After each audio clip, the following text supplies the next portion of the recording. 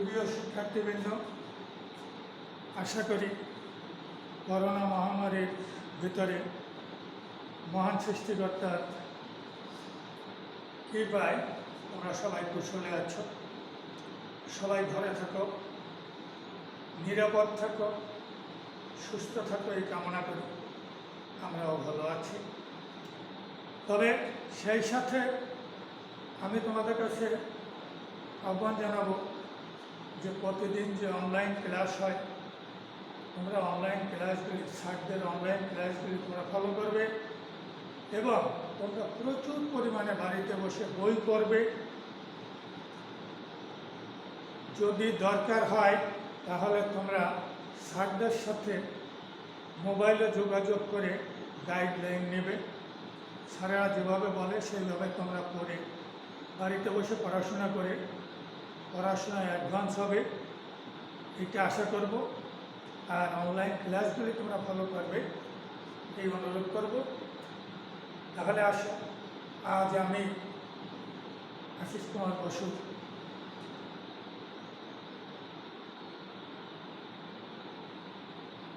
Class 9-এর জন্যে হিসাব বিজ্ঞান বিভাগে হিসাব বিজ্ঞান সাবজেক্ট নিয়ে আলোচনা করব।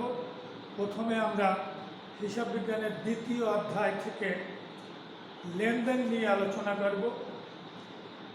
বোর্ডে তোমরা দেখতে পাচ্ছ আজকের পাঠ হচ্ছে লেনদেন, এটা দ্বিতীয় অধ্যায়।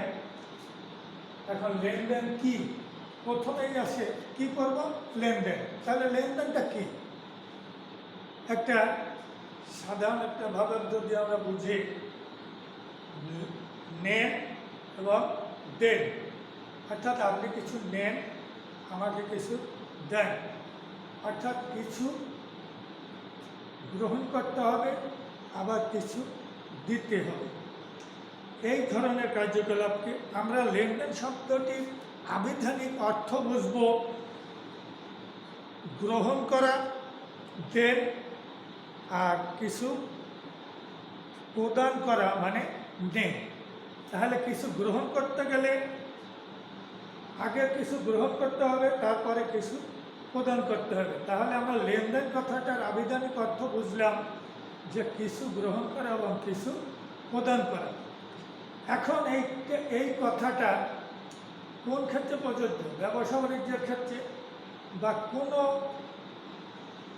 সাংসারিক জীবনেও মানুষের অনেক জিনিসপত্রের দরকার হয়, কিন্তু সব জিনিস একজন আর থাকে না। এই জন্যে আমরা একে অপরের উপরে নির্ভরশীল। আমার যা আছে অপরেরটা নাই, আবার অপরের যা আছে আমারটা নাই। অতএব আমাদের চাহিদা নিবারণের জন্যে আমরা একে অপরের কাছ থেকে জিনিস গ্রহণ করি, আবার প্রদান করি। এইখান থেকে হচ্ছে গ্রহণ করা এবং প্রদান করা বা লেনদেন। অর্থ আবিষ্কারের পূর্বে তোমরা জানো যে আগে বিনিময় প্রথা ছিল। মানুষ তার প্রয়োজনীয় জিনিসের পরিবর্তে জিনিস আদান প্রদান করত। পরে অর্থ আসার পরে এইটা পরিবর্তন হয়ে তোমার অর্থের মাধ্যমে আমরা পরিমাপযোগ্য হিসাবে আমাদের প্রয়োজনীয় চাহিদা নিবারণ করি বা ক্রয় বিক্রয় করে থাকি। তাহলে আমরা লেনদেনের আবিধানিক অর্থ বুঝলাম যে গ্রহণ করা এবং প্রদান করা বা দেওয়া বা নেওয়া। কথাটা বুঝতে পারলাম?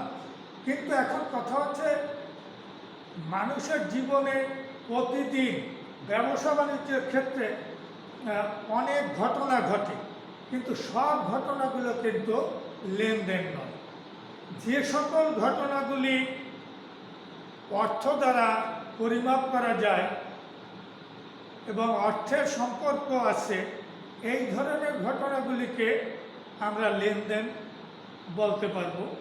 আবার অনেক ঘটনা আছে যেগুলির সাথে অর্থের সম্পর্ক নেই এবং ব্যবসায় কোনো আর্থিক অবস্থার পরিবর্তন ঘটায় না, এই ধরনের কোনো ঘটনা লেনদেন হবে না। সেই জন্য আমরা বলতে পারি যে সকল লেনদেন কিন্তু ঘটনা, কিন্তু সকল ঘটনা লেনদেন নয়। তোমরা শিক্ষার্থীরা এই কথাটা নোট করে নাও। যে সকল লেনদেন ঘটনা, কিন্তু সকল ঘটনা লেনদেন নয়। যেমন জনাব করিম তার ব্যবসায়ের জন্যে বাগেরহাট থেকে 5,000 টাকার পণ্যদ্রব্য ক্রয় করলেন। জনাব করিম তার ব্যবসা প্রতিষ্ঠানের জন্য বাগেরহাট থেকে 5,000 টাকার পণ্যদ্রব্য ক্রয় করলেন। এইটা কিন্তু আমার ব্যবসা থেকে টাকা গেল, অধিক পণ্যদ্রব্য আসলো। এখানে এই যে ঘটনাটা, এই ঘটনাটা কিন্তু 5,000 টাকা সম্পর্ক আছে, অতএব এটি একটি লেনদেন। কিন্তু জনাব রহমানের ব্যবসায়ের ম্যানেজার মোটরসাইকেল দুর্ঘটনায় একটি পা হারাল। এখন রহমানের ম্যানেজার ব্যবসা প্রতিষ্ঠানে আসার সময় মোটরসাইকেল অ্যাক্সিডেন্ট করে একটি পা হারালো। এই একটা ঘটনা, এটা কিন্তু লেনদেন নয়। কেন? কারণ এটার সাথে কোনো অর্থের সম্পর্ক নেই, কাজেই এবং ব্যবসায় অর্থের আদান প্রদানের কোনো ঘটনা ঘটেনি বা অর্থের পরিবর্তন হয়নি। এই জন্যে এই ঘটনাটা লেনদেন নয়। অর্থাৎ আমরা দেখতে পাচ্ছি যে যে ঘটনাটা, অনেকগুলি ঘটনা আছে যার সাথে অর্থের সম্পর্ক, সেটি লেনদেন হবে। আর যেটার সাথে অর্থের সম্পর্ক নেই এবং ব্যবসা প্রতিষ্ঠানের আর্থিক অবস্থান পরিবর্তন না হলে ওই ধরনের ঘটনাগুলি লেনদেন হবে না। এখন হচ্ছে লেনদেন কয় প্রকার? লেনদেন হচ্ছে 2 প্রকার। লেনদেন 2 প্রকার। একটা হচ্ছে বাহ্যিক লেনদেন, আর একটা হচ্ছে অভ্যন্তরীণ লেনদেন। এখন বাহ্যিক লেনদেন হচ্ছে কোনটি? বাহ্যিক লেনদেন হলো ওই যে একটু আগে যে উপমাটা দিলাম, মনে করো যে কচুয়ার একজন ব্যবসায়ী, তার নাম হচ্ছে রাম। এখন রাম গেল বাগেরহাটে, যায় শ্যামের দোকান থেকে 10,000 টাকার পণ্যদ্রব্য ক্রয় করলো, অথবা কচুয়ার রাম বাগেরহাটের শ্যামের কাছে 10,000 টাকার পণ্য বিক্রয় করলো। এই যে লেনদেনটি, এই যে ঘটনাটি, এইটাকে বলা হচ্ছে বাহ্যিক লেনদেন। অপরদিকে আমার ব্যবসা প্রতিষ্ঠানে একটা আলমারি ছিল, আসবাবপত্র। সেই আলমারিটা বছর 2 পরে দেখা গেল যে অনেক ড্যামেজ হয়ে গেছে, ব্যবহারের অনুপযোগী হয়ে গেছে। এখন ওটাকে ব্যবহার করতে হলে রিপেয়ার করতে হবে, আর এর জন্য অন্তত 500 টাকা খরচ হবে। তাহলে এই যে ড্যামেজটা হলো, এই যে অপচয়, এইটাকে বলা হয় আভ্যন্তরীণ লেনদেন। তাহলে বুঝতে পারলে? তাহলে আমরা লেনদেন কি জানলাম এবং লেনদেনের প্রকারভেদ পেলাম। এখন হচ্ছে আমাদের পরবর্তী টপিক, লেনদেনের বৈশিষ্ট্য। আমি প্রথমেই বলছি, ব্যবসা বাণিজ্য জগতে বা আমাদের দৈনন্দিন জীবনে অনেক ঘটনা ঘটে, কিন্তু আমাদের এখানে মূল বিষয় হচ্ছে ব্যবসা সংক্রান্ত হিসাব বিজ্ঞান। অর্থাৎ আমরা ব্যবসা নিয়ে আলোচনা করব। আমাদের এই আলোচনায় হচ্ছে লেনদেন, মানে অনেক ঘটনা ঘটে আমাদের ব্যবসা ক্ষেত্রে প্রতিদিন, তাই সব ঘটনাগুলো কিন্তু আমাদের লেনদেন নয়। যেমন অনেক ঘটনার ভিতরে আমার দোকানে এমন কিছু ঘটনা ঘটলো যে গান বাজনা নিয়ে। এখন এই গান বাজনার ব্যাপারে কিন্তু আমার ব্যবসা প্রতিষ্ঠান থেকে 5 পয়সাও খরচ হয় নাই, আসেও নেই, যায়ও নেই, কিন্তু আমার ব্যবসা প্রতিষ্ঠানে বসে গান বাজনা করা হলো। এখন এই ঘটনাটা কিন্তু আমাদের লেনদেন হবে না। ওদিকে আমি আমার ব্যবসায়ের কারণে একজন কাস্টমারের কাছে 2,000 টাকার পণ্য নগদে বিক্রয় করলাম, যার ফলে আমার দোকান থেকে পণ্য গেল, আবার ওদিকে আমার নগদ টাকা ব্যবসায় আসলো। এই যে দেখো আর্থিক পরিবর্তন হলো। অতএব এই ঘটনাটা হচ্ছে লেনদেন। অতএব কোনো ঘটনা যদি লেনদেন হতে হয় অবশ্যই তার অর্থের অঙ্কে পরিমাপযোগ্য হতে হবে, অর্থ দ্বারা পরিমাপযোগ্য হতে হবে, না হলে লেনদেন হবে না।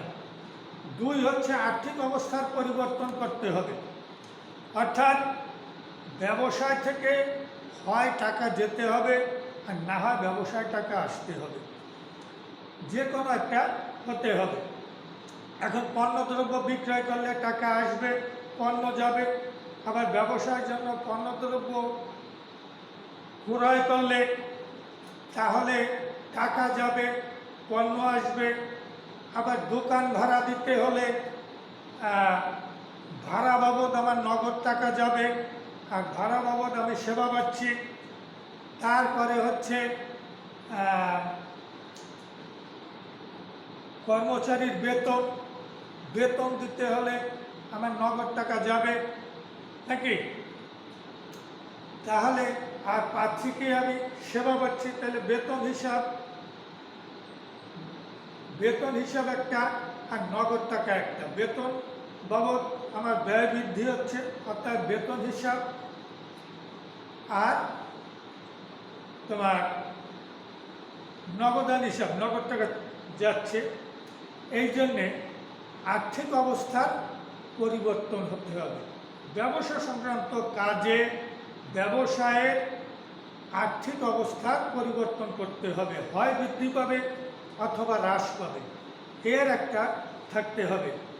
এরপরে হচ্ছে দ্বৈত সত্তা। দ্বৈত সত্তা হচ্ছে দুইটা পক্ষ, অর্থাৎ এক পক্ষ কিছু গ্রহণ করবে আর এক পক্ষ কিছু দান করবে, ওই যে লেনদেন।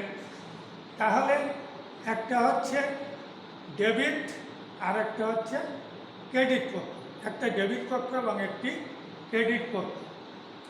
এরপরে আছে স্বয়ংসম্পূর্ণ ও স্বতন্ত্রতা। প্রতিটি লেনদেনের আরেকটি উল্লেখযোগ্য বৈশিষ্ট্য হচ্ছে প্রতিটি লেনদেনে স্বয়ংসম্পূর্ণ হতে হবে, একটি আরেকটির সাথে সম্পূর্ণ আলাদা। এটা কেমন?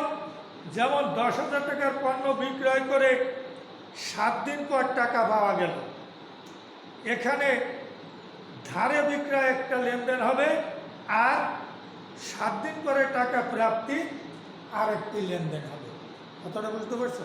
আজকে বিক্রি করলাম, টাকা পাওয়া গেল না, টাকা পাবো 7 দিন পরে, তাহলে আজকে আমার লিখতে হবে বিক্রয়, ধারে বিক্রয়। আর 7 দিন পরে যখন টাকা পাবো তখন প্রাপ্তি হিসাব দিয়ে আর একটি হিসাব হবে। এরকম একটার সাথে একটা জড়িত থাকলে তা হবে না। স্বয়ংসম্পূর্ণ ও স্বতন্ত্র হতে হবে। আরেকটা হচ্ছে দৃশ্যমানতা। লেনদেন কিন্তু দৃশ্যমানও হতে পারে, অদৃশ্যমানও হতে পারে।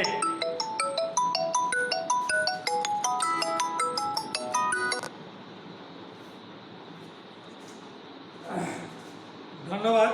এরপরে আরেকটা আছে ঐতিহাসিক ঘটনা, আর হচ্ছে হিসাব সমীকরণে প্রভাব বিস্তার। তোমরা আগামী ক্লাসে অবশ্যই লেনদেন কি, লেনদেনের প্রকারভেদ আর লেনদেনের বৈশিষ্ট্য, এই কয়টা ভালো করে পড়বে এবং বুঝবে। দরকার হলে নোট করবে, আমাকে ফোন করবে, আমি তোমাদের বুঝিয়ে দিতে চেষ্টা করব। ধন্যবাদ।